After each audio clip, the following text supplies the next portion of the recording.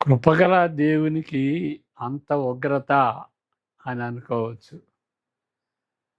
కృపగలిగినటువంటి దేవుడు మన నిమిత్తమై సర్వాధికారి అయినటువంటి దేవుడు మన నిమిత్తమై ఆ శిలువలో మన పక్షాన నరకం నుండి రక్షించటానికి శిలువలో తన జీవితాన్ని బలియాగంగా అర్పించాడు కదా! అంత కృపగలిగినటువంటి దేవుడికి అంత ఉగ్రత. కృపని అర్థం చేసుకోవాలంటే దేవుని యొక్క ఉగ్రతను అర్థం చేసుకోవాలి. అంటే దేవుడు కోపిష్టి అని అనకూడదు. ఆయన పరిశుద్ధుడు కాబట్టి పరిశుద్ధతకు పర్యవసానంగా ఉండేది ఉగ్రత. దేవునికి పాపం ఎడల ఉగ్రత లేకపోతే ఆయన కృప కాదు. కాబట్టి ఉగ్రత కృపతో కలిసి ఉండాలి. కృప ఉగ్రతతో కలిసి ఉండాలి. కృప పరిశుద్ధతతో కలిసి ఉన్నట్టుగా ఉగ్రతతో కలిసి ఉండాలి.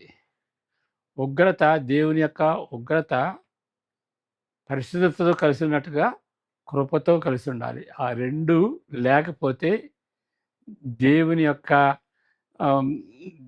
తత్వం, దేవుని యొక్క గుణం సరైనది కాదు, సంపూర్తిగా ఉండదు అని గ్రహించాలి.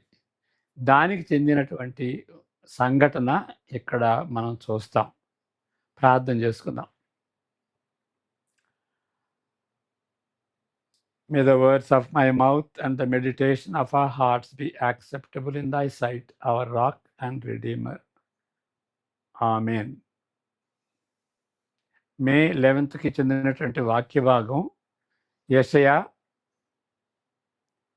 9వ అధ్యాయం 8 నుండి 10వ అధ్యాయం 4 వరకు. తీర్పు అంశమునకు ఈ భాగము తిరిగి మళ్ళుచున్నది. ఎన్నోసార్లు దేవుని ఉగ్రతని, దేవుని యొక్క తీర్పుని, దేవుని యొక్క జడ్జిమెంట్ని మనం పదే పదే ఈ యెషయా గ్రంథంలో చూసాం, చూడబోతున్నాం కదా. మరలా ఈ యొక్క ఆ ఉగ్రతకు ఈ భాగం తీర్పుకి మరలా తిరుగుతుంది.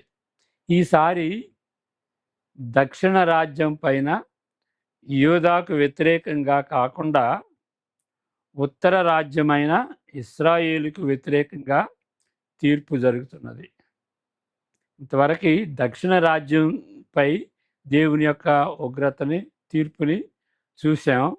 ఇప్పుడు ఈ భాగంలో ఉత్తర రాజ్యంకి వ్యతిరేకంగా జరుగుతున్నటువంటి తీర్పును చూద్దాం.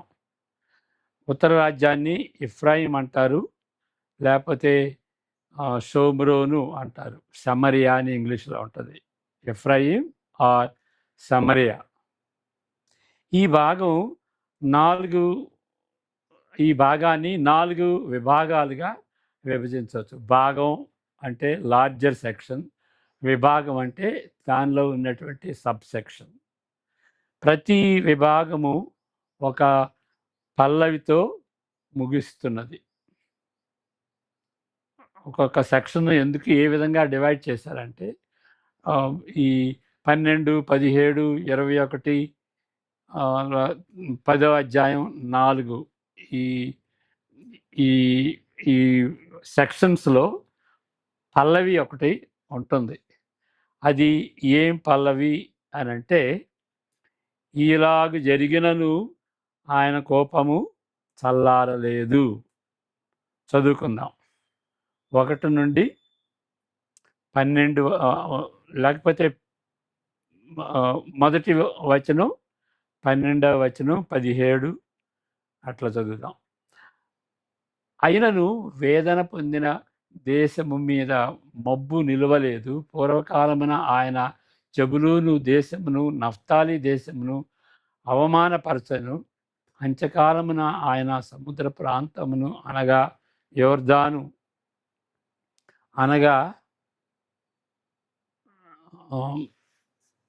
అంత్యకాలమున ఆయన అనగా యోర్దాను అద్దరిని, అన్యజనుల గలిలయ ప్రదేశమును మహిమగల దానిగా చేస్తున్నాడు. ఓకే, 12వ వచనం. తూర్పున సిరియాను, పడమటి ఫిలిస్తీయులను నోరు తెరచి ఇస్రాయేలును మృంగివేయవలనని ఉన్నారు. ఈలాగు జరిగినను ఆయన కోపము చల్లారలేదు. ఆయన బాహువు ఇంకను దాచబడి ఉన్నది. దేవుడు అంతగా శిక్షించినప్పటికీ వాళ్ళు దేవుని వైపుకి తిరగలేదు. దేవుని కోపం కూడా చల్లారలేదు. 17వ వచనం. వారందరూ భక్తిహీనులను దుర్మార్గులనై ఉన్నారు. ప్రతి నోరు దుష్ట దుర్భాషలాడుచు కాబట్టి ప్రభువు వారి యవనస్తులను చూసి సంతోషింపడు. వారిలో తల్లిదండ్రులు లేని అందైనను వారి విధవరాండ్ర ఎందైనను జాలి పడడు. ఈలాగు జరిగినను ఆయన కోపం చల్లారలేదు. ఆయన బాహువు ఇంకను చాపబడి ఉన్నది. 21వ వచనం. 21. మనషే ఇఫ్రాయిము మనషేను భక్షించును. వీరిద్దరూ ఏకీభవించి యోధా మీద పడుదురు. ఇలాగు జరిగినను ఆయన కోపము చల్లారలేదు. ఆయన బాహువు ఇంకను చాపబడి ఉన్నది. దేవుడు ఇంత చేసినా కానీ చుట్టుపక్కల ఉన్నటువంటి ప్రజల్ని, లేకపోతే ఎఫ్రాయిం ప్రజల్ని, ఇక్కడ మరలా దక్షిణ ప్రజల్ని అంతా జరిగినా కానీ వాళ్ళు దేవుని వైపు తిరగలేదు. కాబట్టి దేవుని ఉగ్రత, దేవుని కోపము చల్లారలేదు. 14 కూడా. 14. వారు చెరబట్టబడిన వారి క్రింద దాగుకొనుచున్నారు. హతులైన వారి క్రింద కూలుచున్నారు. ఇలాగు జరిగినను యెహోవా కోపము చల్లారలేదు. ఆయన బాహువు ఇంకను చాపబడి ఉన్నది. ఈ విధంగా ఆ కోరస్ లాగా ఉంటుందన్నమాట. దాన్ని బట్టి ఈ డివిజన్స్ని చేశారు అని తలంచాలి మనం. ఈ ప్రశ్నకు జవాబుగా ఈ పల్లవి ఉంటుంది. ఈ పల్లవి ఒక జవాబుగా ఉంటుంది. ఏ ప్రశ్నకు అంటే, సామాజిక వ్యవస్థ సతికిలబడినప్పటికీ, వినాశపు ముప్పు బెదిరించినప్పటికీ వారు దేవుని వెదకరైరి. అలాంటి ప్రశ్నలకు దేవుడు ఏమి చేస్తాడు? మరి అలాంటి పరిస్థితుల్లో ఇంకా దేవుడు ఏం చేయాలి? ఆ దేశంపై దేవుని తీర్పు ఉండునట్లు అప్పటికే ఈ నాశనములు గుర్తుగా ఉన్నవి. అప్పటికే దేవుడు తీర్పు తీర్చాడు. కాబట్టి ఆ యొక్క నాశనాలను బట్టి దేవుని తీర్పు అని వాళ్ళు గుర్తించాలి.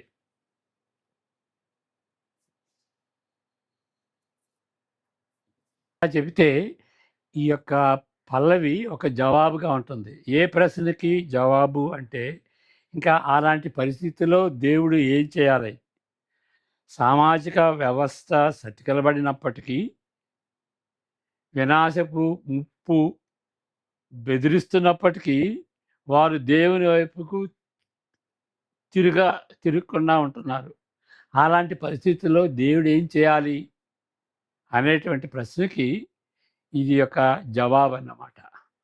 ఆ దేశంపై దేవుని తీర్పు ఉంటున్నట్లు అప్పటికే ఈ నాశనములు గుర్తుగా ఉంటున్నవి. ఈ నాశనాలను బట్టి దేవుని తీర్పు ఉంటుందని వాళ్ళు తెలుసుకోవాలి. తెలుసుకున్నా కానీ తెలుసుకోకపోయినా కానీ మనం గ్రహించాల్సింది అదన్నమాట. అయినప్పటికీ వారు పడుతున్నారనే ఆచూకీ కనిపించటలేదు. దేవుని తీర్పు పడుతున్నప్పటికీ వాళ్ళు దేవుని వైపు తిరుగుతున్నట్టుగా ఏ ఒక్క కోశంలో కూడాను ఏ ఆచూకీ కనిపించదు. అప్పుడు దేవుడు ఏం చేయాలి? ఆ ప్రశ్నకు జవాబు ఇది. దేవుని తీర్పు క్రమేణా పెరుగుతున్నప్పటికీ క్రమేణా ర్యాచింగ్ అప్ అంటాడు ఆయన. ర్యాచింగ్ అప్ ఈ కారుల మీద ర్యాచెట్స్ పెడతారు కదా, దాని పైకి క్రమేణా పెరుగుతుంది, ఎత్తు లేపబడుద్ది కదా. ఆ విధంగా దేవుని యొక్క తీర్పు క్రమక్రమేణా పెరుగుతున్నప్పటికీ అది వాళ్ళకి సరిపోయినట్లుగా కనిపించట్లా. ఇలాగ జరిగినను ఆయన కోపము చల్లారలేదు, ఆయన బాహువు ఇంకను చాపబడి ఉన్నది. అప్పటికే ప్రభువు యాకోబు విషయమై వర్తమానం పంపించాడు. దానిని నిర్లక్ష్యం చేశారు. అయినను జనులు తమ్ము కొట్టిన వాని తట్టు తిరగలేదు. తమ్ము కొట్టిన వాటు తట్టు తిరగలేదు. ఇప్పుడు తల్లి పిల్లల్ని ఒకసారి కొడుతుంది. ఇక తల్లిదండ్రులను వదిలిపెట్టి పిల్లవాడు వెళ్తాడా? ఎక్కడికి వెళ్తాడు? అంతగా ఎవరు ప్రేమిస్తారు? కాబట్టి డిసిప్లిన్ చేసినప్పుడు పిల్లలు తల్లిని వాటేసుకోవాలి, తండ్రిని వాటేసుకోవాలి. ఆ విధంగా తనను కొట్టిన వాని తట్టు, దేవుని తట్టు తిరగాలి. కొట్టినా కానీ దేవుని తట్టు తిరగాలి. సైన్యములకు అధిపతి యెహోవాను వాళ్ళు వెదకరు. ఇంకా మిగిలినది ఇంటి అంటే ఇంకా దర్శన దినం ఒకటి మాత్రమే మిగిలింది. 8, 19, 13, 13 9వ అధ్యాయం 8, 13వ వచనం చదువుకుందాం. 13 కూడా చదువుకుందాం. అది ఇట్లా అనుకుంటున్నాడు, నా అధిపతులందరూ మహారాజులు కారా? చూడండి, ఆ విధంగా అనుకుంటున్నారు, దేవుని తట్టు తిరగట్లేదు. 13వ వచనం, ప్రభు యాకోబు విషయమై వర్తమానం పంపగా అది ఇశ్రాయేలు వరకు దిగివచ్చి ఉన్నది. 13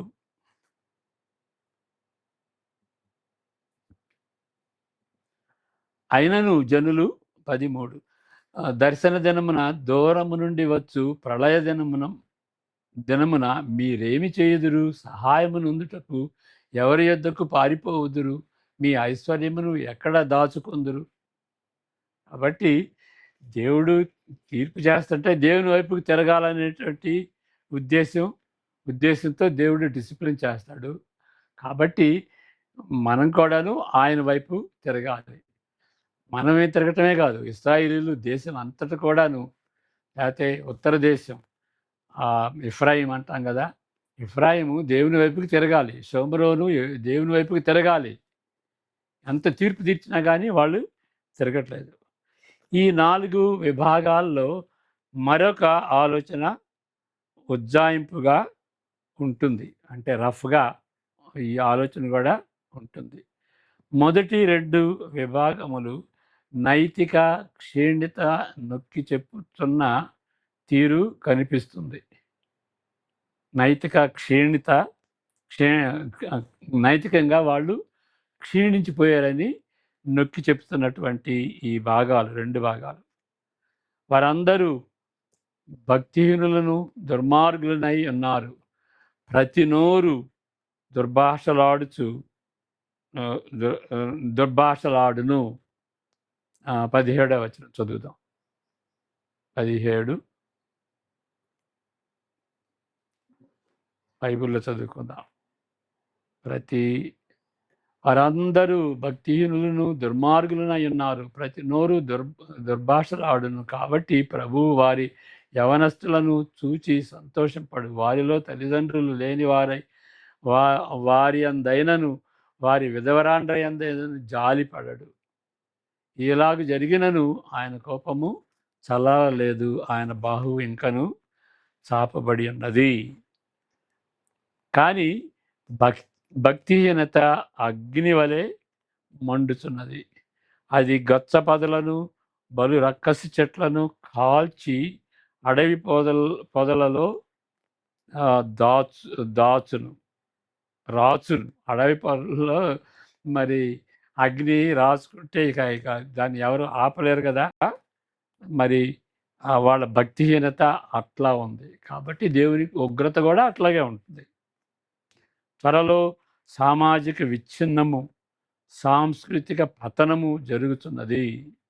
అది 9:20 నుండి 10:04 వరకు. జరుగుతున్నటువంటి ఆ సెక్షన్ ఎట్లా అర్థం చేసుకోవాలంటే, సామాజికంగా విచ్ఛిన్నమైపోయింది. సంస్కృతి పతనమైపోయిందన్నమాట. అలాంటి పరిస్థితిని వివరిస్తున్నటువంటి భాగం ఇది. చివరకు ఉత్తర రాజ్యమును అశీరులు నాశనం చేయుదురు.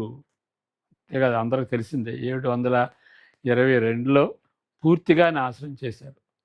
అషూరు చేతిలో సిరియా ఓడిపోతుంది. అషూరు చేతిలో సిరియా ఓడిపోతుంది.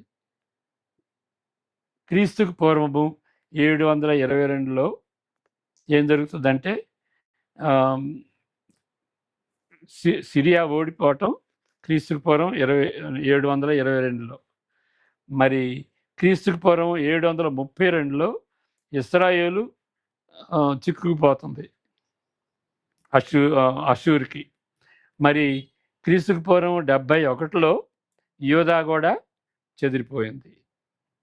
కానీ పూర్తిగా నాశనం కాలేదు. తరువాత బబిలోను ఆ కార్యము చేసింది. ఇప్పుడు అషూరు ఈ సిరియాను ఓడించింది, మరలా ఇస్రాయేల్ని ఓడించింది, మరి యోధాను చెదిరిపోయేటట్టుగా చేసింది. కానీ యోధాను మాత్రం పూర్తిగా నాశనం చేయలేదు.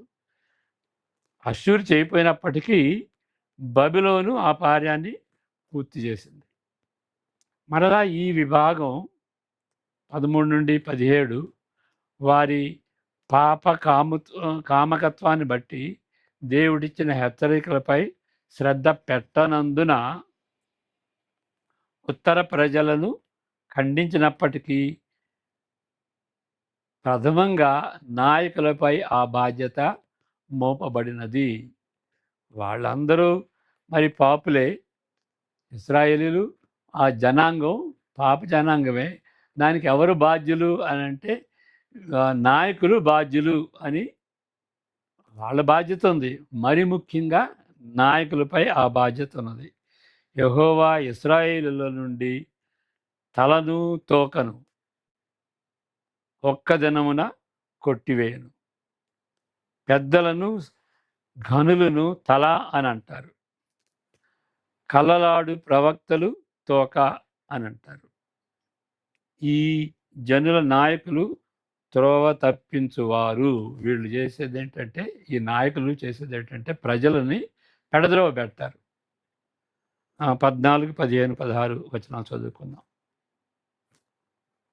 14, 15, 16. కావున యెహోవా ఇశ్రాయేలులో నుండి తలను తోకను తాటి కమ్మను రెల్లును ఒక్క దినమున కొట్టివేయును. పెద్దలను ఘనులను తల, కలలాడు ప్రవక్తలు తోక. ఈ జనుల నాయకులు త్రోవ తప్పించువారు, వారిని వెంబడించువారు వారి చేత మృంగివేయబడుదురు. విధవరాండ్రు తమకు దోపుడు సొమ్ముగా ఉండవలెననియు ఈ నాయకులు చేసేది. తల్లిదండ్రులు లేని వారిని కొల్లగొట్టవలెననియు కోరి న్యాయ విమర్శ జరపకుండా దరిద్రులను తొలగించుటకు నా ప్రజలలోని బీదల న్యాయమును తప్పించుటకును అన్యాయపు విధులను విధించు వారికి బాధకరమైన శాసనములను వ్రాయించు వారికి శ్రమ. అంటే దేవుని యొక్క తీర్పు వాళ్ళపై పడుతుంది. ఎవరిపై అంటే ఈ విధంగా చేసేటువంటి నాయకులపై. దర్శన దినమున దూరము నుండి వచ్చు. ఇదంతా కూడాను ఈ రాజులు, నాయకులు. ఇక్కడ ఈ తోక ఎవరు అని అంటే ప్రవక్తలు. దర్శన దినమున దూరము నుండి వచ్చు. ప్రళయ దినమున మీరేమి చేయుదురు? సహాయము నొందుటకు ఎవరి యొద్దకు పారిపోవుదురు?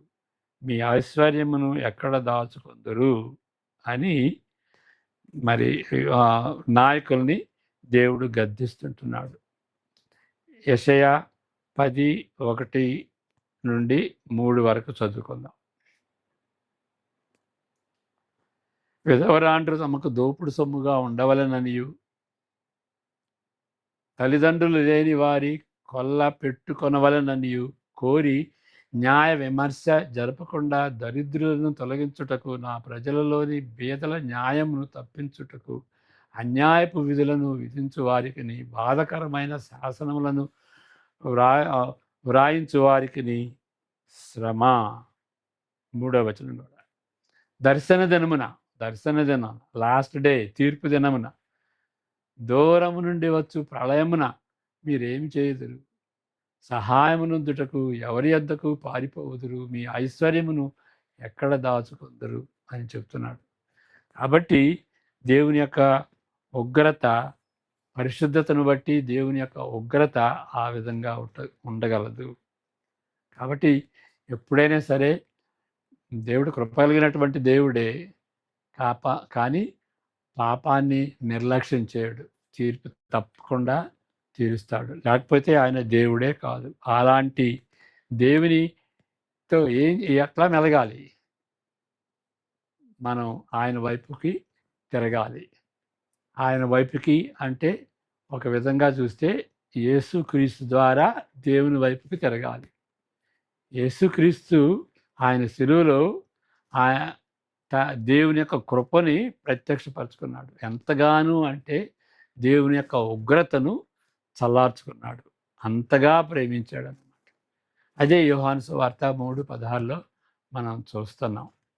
ఆయన బలిగా మన నిమిత్తమై ఆయన ఒకే ఒక కుమారుణ్ణి మనకి పంపించాడు. దేవుడు తిరుగుబాటు లోకమును ఎంతగానో ప్రేమించాడు. ఎంతగానంటే తన కుమారుడైనటువంటి యేసుక్రీస్తుని మన కొరకు పంపించి ఆయన అనుగ్రహించాడు. శిలువలో మరణించడానికి, ఆయన ఉగ్రత చల్లారటానికి ఆయన అనుగ్రహించాడు. అందువలన యేసుక్రీస్తుని నమ్మాలి అన్నమాట. దేవుని యొక్క ఉగ్రత మన మీద పడకుండా ఆయన మీద పడాలి. ఆయన మీద పడింది కాబట్టి ఆయన్ను వెతికితే, ఆయన అండ చేరితే మనకి దేవుని యొక్క కృప లభిస్తుంది. అంతేగాని ఆ ఉగ్రత నుండి, ఆ తీర్పు దినా నుండి, అంత్య దినంలో జరిగేటటువంటి తీర్పు నుండి మనం రక్షింపబడతాం. అలాంటి దేవుని కృపలోనికి ప్రవేశించాలని దేవుని యొక్క ఆశ. ప్రార్థన చేసుకుందాం. May the grace of the Lord Jesus Christ, the love of the Father, and the fellowship of the Holy Spirit be with each one of us now and all the days to come. Amen. God bless you.